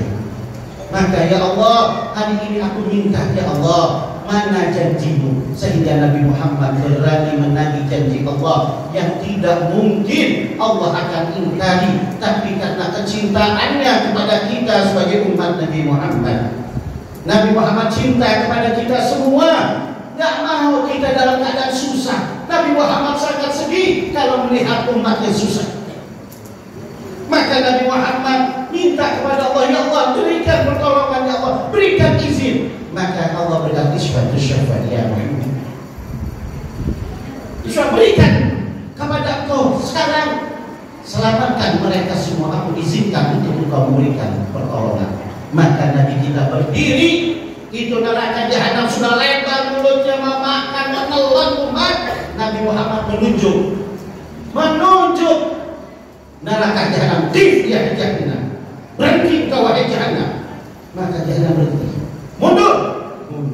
Semua menyaksikan miliaran, bahkan mungkin jutaan miliar manusia, seluruh makhluk Allah melihat bagaimana gagahnya, bagaimana mulianya, bagaimana agungnya Nabi Muhammad, sehingga umat-umat terdahulu pun yang bukan umat Nabi Muhammad, hatta orang-orang yang tidak beriman kepada Allah dan Rasulnya, mereka mengagumi Nabi Muhammad. Mereka menyesal tidak mengikuti Nabi Muhammad, mereka menyesal tidak beriman kepada Nabi Muhammad. Maka Nabi Muhammad bersabda, ana sayyidul waladil adam yaumal qiyamah wala fakhr, aku adalah pemimpin dari seluruh anak Adam di yaumil qiyamah, di hari kiamat, bukan aku sombong. Ana sahibul liwa'il hamdi yaumal qiyamah wala fakhr, aku yang memiliki bendera keselamatan, bendera puji di hari kiamat, bukan aku sombong. Adamun alaihi salam tahta liwa'i yaumal qiyamah wala fakhr. Nabi Allah Adam, Bapak manusia Abu Bashar, di bawah naungan benderaku di yaumil qiyamah, bukan aku sombong. Luar biasa saudara.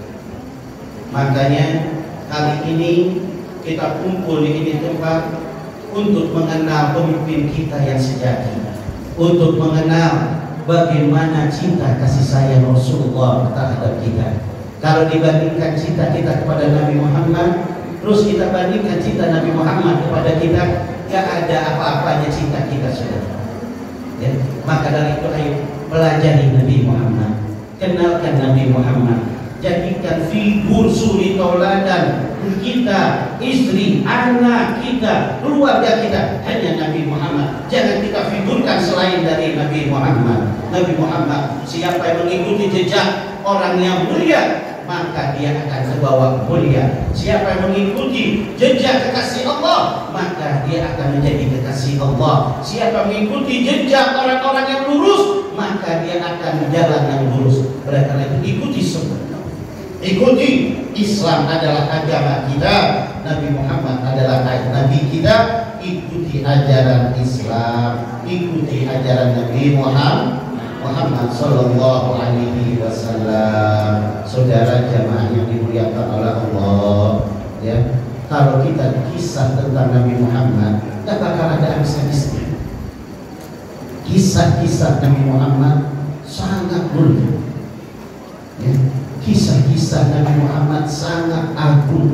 Tidak ada satupun di dalam kehidupan Nabi Muhammad tercela. Saya membaca satu kitab tentang Asmaul Rasul, tentang nama-nama Nabi. Nabi punya nama bukan sembarangan. Jadi kan kalau kita kasih nama gak ada tujuan. Tapi kalau Nabi Muhammad diberikan nama, ada tujuannya, ada maknanya, dan sesuai dengan kehidupannya. Kalau kita kan enggak, nama ini kehidupannya bagaimana aja. Contoh, saya ambil satu contoh. Satu nama Nabi. Jumlah nama Nabi Muhammad ada 300. Ya. Ada yang bilang jumlah nama Nabi Muhammad ada 1000. Ikhtilaf. Saya ambil satu. Ini kalau kita akan bahas tentang nama Nabi Muhammad tak selesai-selesai. Satu nama aja saya jelaskan. Nama Nabi Muhammad terkenal dengan Thahir, artinya suci. Nggak sembarangan, bukan asal nama Thahir doang. Kalau kita kan punya anak namanya siapa? Thahir aja. Kalau Nabi Muhammad diberikan nama Thahir, julukan memang Nabi suci. Sucinya Nabi zahir wal batin. Contoh zahiriyahnya, andai kata Nabi pakai baju putih, bergerak, terus Nabi gak mandi selama sebulan atau setahun, diamnya di padang mahsyar, teringatkan, tapi kalau dibuka keraknya tidak akan ada daging. Nabi gak pernah berdaging. Oh, dia suci dari daging. Beda gak dengan kita? Seharian dia pakai baju putih, pulang lihat rel-rel di situ.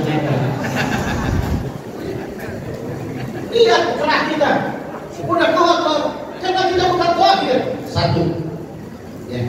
Ini badannya Nabi. Kedua, ijma seluruh ulama, air seni, air kencing hukumnya apa? Najis. Mau dia angkat apapun najis, illa kecuali air seninya Nabi Muhammad. Suatu ketika Nabi Muhammad lagi nginap di rumah Ummi Hani.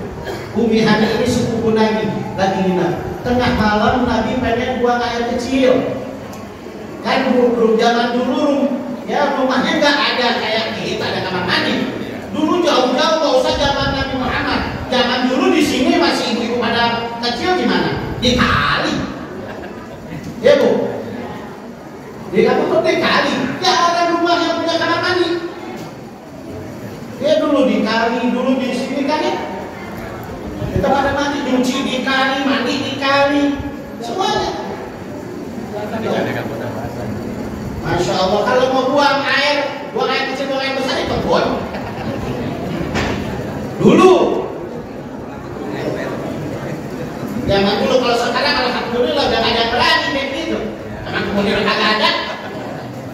Nah, Nabi Muhammad pas malam pengen buang air kecil. Maka Nabi Muhammad lihat akhlak Nabi Muhammad pada saat bangun malam, walaupun gak ada kamar mandi, cari tempat buang airnya di tempat, air seninya ditaruh di tempat, gak sembarangan. Emang kayak kita, apalagi supir. Iya, bukan itu asal jadi aja. supir angkot kadang di jalan tol berdiri masuk asal enak aja. Tapi enggak, makanya Nabi mengajarkan nih kita umat Islam kalau kencing jangan berdiri. Makanya dicontoh dari masjid. Ketua DKM kalau bangun masjid jangan pakai kloset yang diri, bukan ajaran Islam.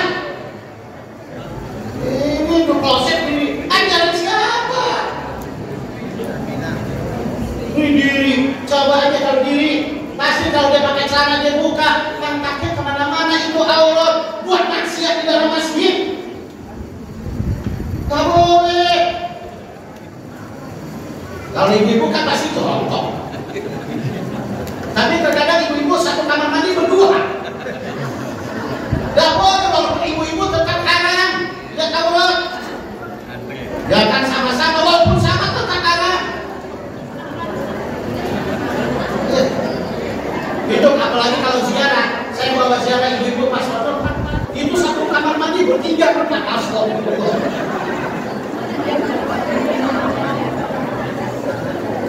Kenapa nanti gak kuat katanya?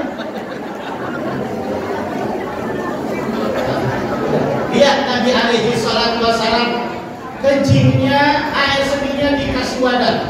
Udah Nabi istinja karena ada air atau nggak ada air, kalau nggak ada air Nabi pakai istinja gitu aja. Beres Nabi taruh, ntar habis sholat subuh Nabi mau buang. Tuh Nabi hati-hati. Akhirnya Umi Hani bangun. Biasakan kalau orang bangun malam antara dua, kalau nggak ke kamar mandi aus. Dan dapur, pas di dapur diminum sama Umi Hani. Habis beres Rasulullah sholat subuh dari lagi langsung ke dapur. Rasulullah nyari-nyari wadahnya ada, airnya nggak ada. Habis ya Umi Hani nanya, ya Rasul, kamu nyari apa? Nyari air di sini. Oh iya ya Rasulullah, kenapa? Gimana nih air? Udah aku minum ya Rasul. Minum udah kamu? Iya, ini air luar biasa ya Rasul. Belum pernah aku nikmatin air, wangi, enak. Begitu? Iya. Kamu tahu itu air apa? Enggak, itu air seminggu. Ya Allah, tapi enak bener. Iya. Gitu. Lalu kata Nabi, ya Umi Hani, karena engkau telah minum air seminggu, maka seumur hidupmu kau tidak akan sakit perut. Coba lah. Ada gak kiai siapa, ustaz siapa, habib siapa? Nih air seminggu siapa mau beli? Aku gak. Paling orang tua dulu ngajarin buat obat kalau lagi sakit mata. Kan gitu orang tua dulu tuh. Tapi yang sendiri-sendiri, taruh ya Allah orang tua dulu ya. Itu lihat air sedihnya Nabi Tahir, suci, bersih. Apalagi Tahir yang Nabi, ijma' seluruh ulama, darah itu najis. Darah kita nggak boleh, ya, nggak boleh kita minum darah. Ini ada orang minum darah binatang, dimakan, dibikin parus. Haram tuh, darah apa? Kebuah apa darah? Haram. Kalau di sana sebutnya kalau orang Jawa bilang getek. Darah ditaruh di wadah, udah diaminkan kalau tahu tuh kayak hati. Dipotong kok haram hukumnya. Mau darah manusia, darah binatang haram. Sekarang ular dipotong, darahnya ditaruh diminum. Masya Allah. Haram. Kalau di arah sana tuh Pak Firman, saya lagi jalan malam-malam dikasih untuk anak kulit. Tapi kalau lihat orang minum pala monyet, monyet ikan palanya digituin, kasih sedotan diminum otaknya. Orang benar gila sekarang. Gak ada makanan yang baik apa? Masya Allah. Ya, akhirnya saudara, Nabi pada saat batuk keluar darah ditaruh di wadah. Lalu dipanggil Khalid ibn Walid. Khalid, ta'al. Khalid sini. Ya, lebih ya Rasulullah. Ini buat darah kuliah.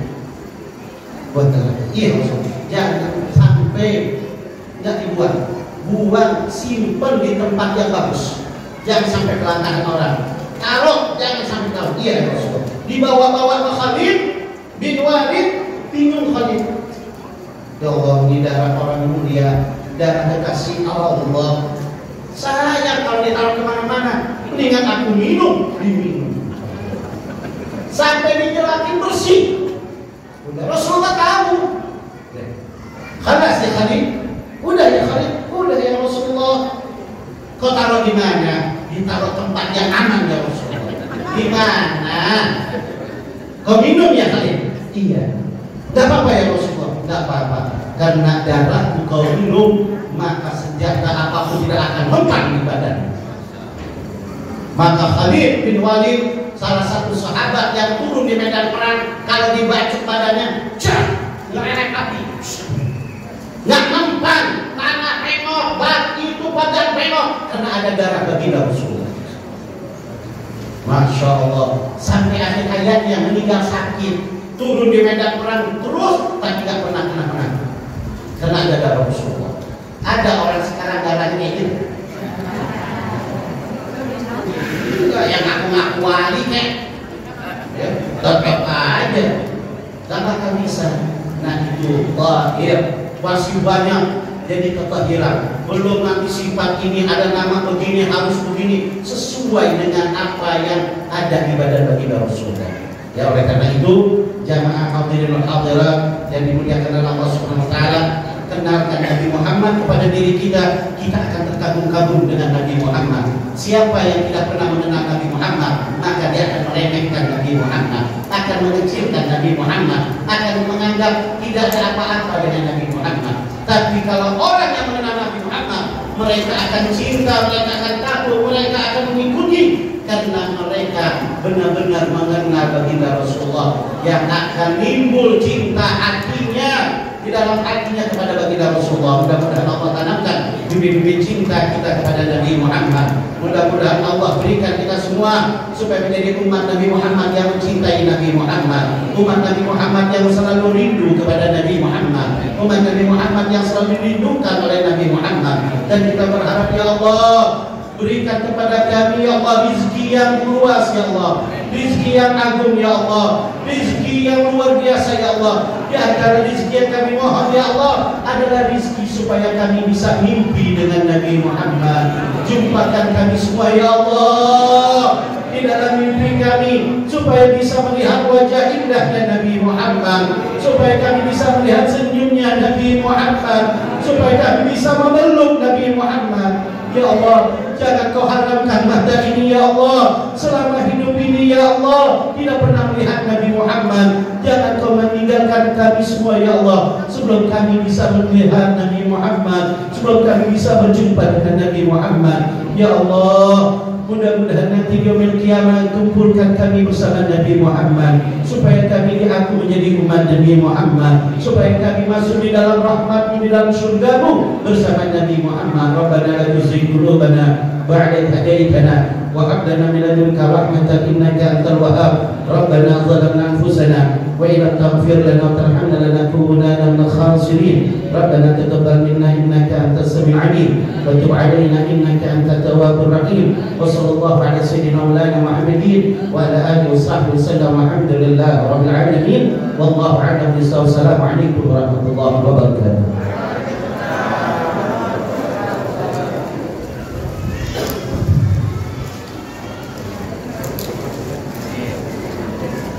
Jazakumullah khairan katsir kepada Habib Hashim bin Faris Halakar yang telah menyampaikan wajib hasanahnya dan sekaligus penutup doanya.